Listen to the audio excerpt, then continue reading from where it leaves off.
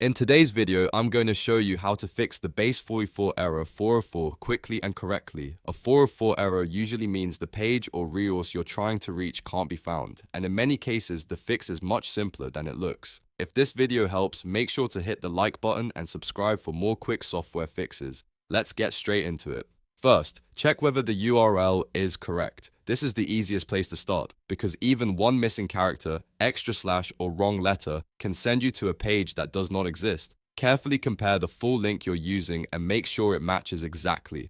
Next, check the code and verify whether the endpoint paths are correct. If you're working in an app, API, or project setup, a wrong route or incorrect path can cause a 404 even when everything else looks fine. Open the code, look at the endpoint being called, and confirm that the path matches the actual route that Base44 expects. Pay close attention to spelling, capitalization, and any forward slashes in the path.